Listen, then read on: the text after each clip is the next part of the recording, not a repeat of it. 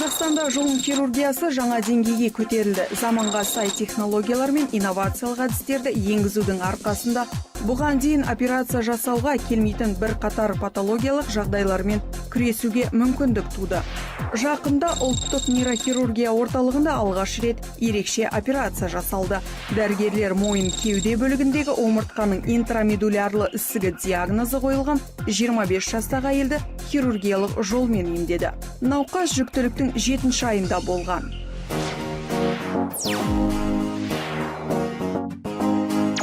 Статистика бойынша халықтың 80% омыртқаның түрлі бөлігіндегі ауру сезімінен зардап шегеді. Олардың көпшілігін ұзаққа созылған консервативтік емнің пайдасы болмағандықтан хирургиялық жолмен емдеп жатады. Бұл ауру сезіміне омыртқадағы дегенеративті өзгерістер себеп болуы мүмкін. Олар жарақаттар немесе жұлындағы ісіктер.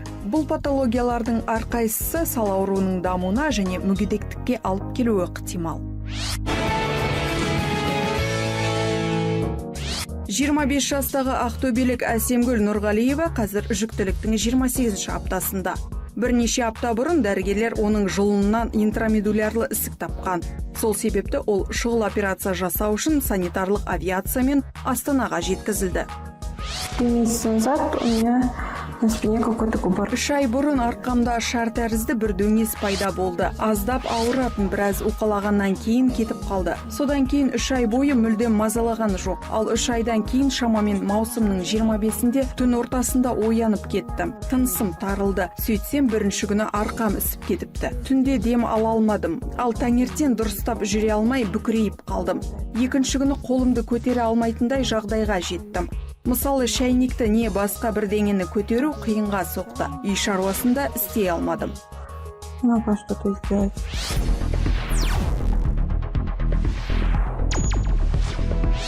Нейромониторингтің көмегімен жұлынның интрамедулярлы ісігіне микрохирургиялық операция жасалды.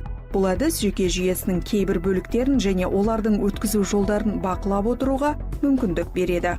Осылайша неврологиялық асқынуларды азайтады. Сондай-ақ операция іштегі нәрестені кардиографиялық бақылау арқылы жүргізілгенін атап өту қажет.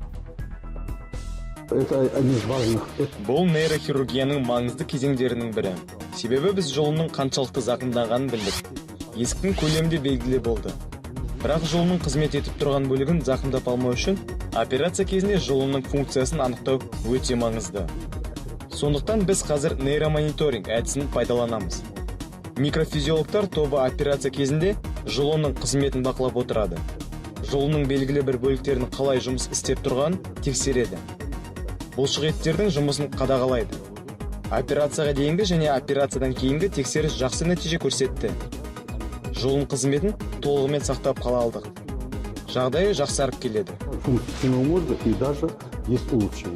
Операция шамамен 4 сағатқа созылып сәтті өтті. Бүгінде болашақ ана өзін жақсы сезінеді. Палатаға ауысты. Қол аяғына жан біте бастады. Емделуші аяқ қолын өздігінен қозғалта алады. Функционалдық және қозғалу қабілеттерінің бәрі сақталған. Дәрігерлердің болжамы бойынша келіншек белгіленген мерзімде босануы тиіс. Маған осынша уақыт операция жасаған дәрігерлердің бәріне алғыс шексіз. Әсіресе Серік Қуандықұлына ерекше рахмет айтамын. Ол кісі өз ісінің шебері. Менің және баламның өмірін сақтап қалды. Үнемі дұға тілеумен болдым. Бәріне денсаулық, сәттілік тілеймін. Ешкім ешқашан ауырмас.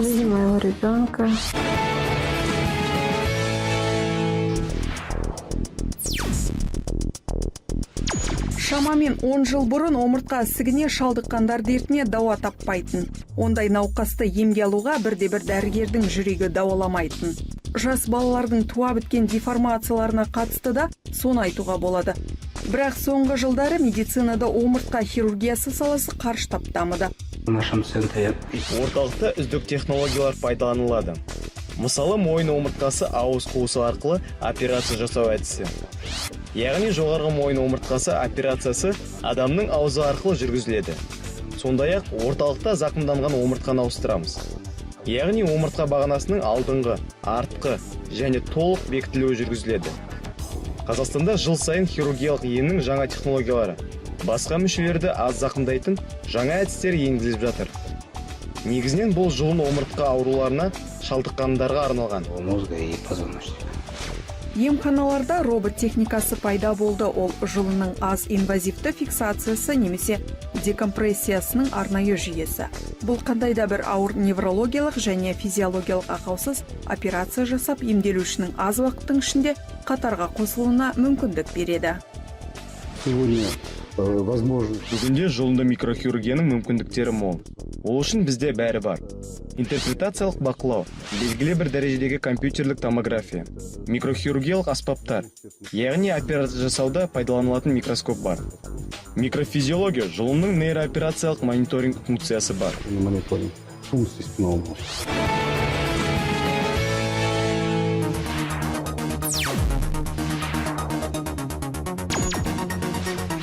Қазақстандық нейрохирургтар омыртқа ауруларын емдеудің тағы бір жаңа технологиясын меңгерді. Бұл әдістің міндеті арнайы протездің көмегімен барлық қозғалыс функцияларын сақтап және қалпына келтіре отырып, омыртқа аралық дискіні толық ауыстыру. Осы технологияның арқасында пациенттер омыртқа бағанасы немесе бел 8 көз бөлігіне жасалған операциядан кейін оның барлық өмірлік функцияларын сақтай алады. Бұл күнделікті өмірге тез оралып қызметін жалғастыруына мүмкіндік береді. В настоящее время хирургия Қазіргі таңда омыртқа және жұлын хирургиясы қарқынды дамып келе жатқан жоғары технологиялық сала болып табылады. Шеберлік дәрісі аясында осындай маңызды мәселелерді көтерсек дейміз. Ол омыртқаның дегенеративті кеселі. Нақтырақ айтқанда, бұл дискіні омыртқа аралық функционалды дискпен алмастыру. Бұл патология жиі кездеседі. Хирургиялық жолмен емделетін аурулардың 30%-ын құрайды. Омыртқаның 5-ші бөлігінің дегенеративті дистрофиялық ауруы кезінде операцияның осы түрі талап етіледі.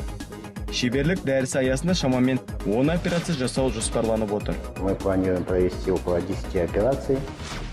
Осы әдісті енгізіп тәжірибе жинау үшін ресейлік профессор, медицина ғылымдарының докторы, 20 жылдық тәжірибесі бар жоғары категориялы нейрохирург дәрігер Вадим Бывальцев шақырылған.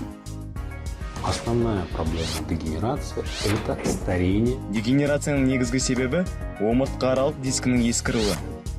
Кейбір жағдайларда дискрадикулярлы конфликт болады. Ол өз кезегінде ауру сезімін туғызып, қозғалысты қиындатады. Белсенділік шектеледі. Жалпы адамның қартаюына байланысты. Жаңа технологиялардың дамуының арқасында омыртқа аралық дискіні толық немесе тотальды ауыстыруға мүмкіндік туды. Бұл әдіс әлем бойынша жақында ғана пайда болды. Мұндай операцияны жасайтын емханалар айтарлықтай көп емес. Өз басым соңғы 3 жылда 200-ден астам осындай операция жасадым. Бұл әдістің нәтижесі өте жақсы. Біріншіден, операция жасалған науқастардың нейрохирургқа қайтып келуі сирек. Екіншіден, белдің қозғалыс қабілеті. Омыртқа толық қалпына келіп, омыртқа аралық диск ауысқаннан кейін пациент қандай да бір басқа маманның көмегіне зәру болмайды. Помощи какого-то другого специалиста. Білім беру курсы аясында отандық нейрохирургтар ресейлік әріптестермен бірге еліміздің түрлі аймақтарынан келген пациенттерге операция жасады. Оларға ең алдымен дәл осы медициналық көмек қажет. Ресейлік нейрохирургтың айтуынша арнайы аппаратурамен жабдықталып, осындай операция жасауға маманданған. Білікті мамандардың арқасында Қазақстанда енді осы әдіс жолға қойылмақ.